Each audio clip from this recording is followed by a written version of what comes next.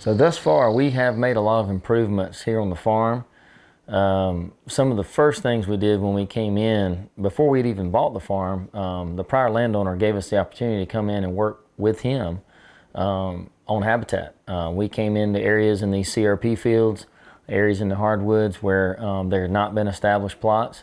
Went in and started doing clover and things of that nature that were allowable, to basically just set them up so that in the dead of winter, when there was very little grain after farmers had already harvested most of their crops, that we would have some nourishment, some protein, some greenery and all there for a lot of these deer. And then of course one thing leads to another. You know, you get in, you learn more about the land, and so you know, being from out of town and coming into the area and it being fairly remote, which is a good quality when it comes to deer hunting. You want to be in a large agricultural and forest area.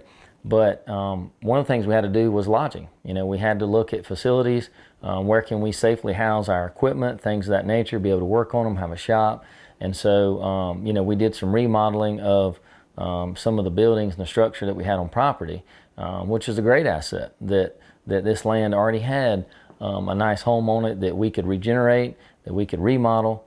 As you see here today, we're still doing improvements. There's a constant improvement process. There's always something else to work on and something to add on and things of that nature. But we had good bones, and now we're in a position where we've been able to just kind of upgrade and turn it more into a lodge, so that when we're here and we have guests, you know, we can host 6 to 8 people very easily, multiple bathrooms, 4 bedrooms, nice locker rooms and facilities to laundry, do all the things you need to do at a hunting camp when you got a crew, and the barn and facilities that we have. So we've done a lot of those things. We've created a lot better access, security.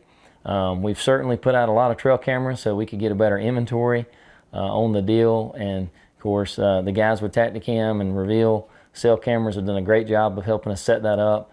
We're keeping 20, 25, you know, cell cameras out there, and that's led to a lot of other improvements, because once you start seeing the deer patterns and what they're eating, what they're not eating, what they're doing, then that helped direct, you know, their needs, the timeliness of their needs.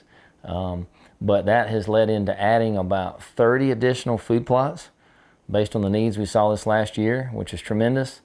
And then a lot of habitat improvement related to the CRP grasses and, you know, spraying to get rid of, you know, noxious weeds and things of that nature, opening up the canopies, doing tree improvement programs to create more bedding, and things of that nature. And we've got a lot of other things in the works right now, especially with my son Keeler, who's taken such a hand in it and is excited about getting out there on a tractor any given day to put in some work, put in some sweat equity.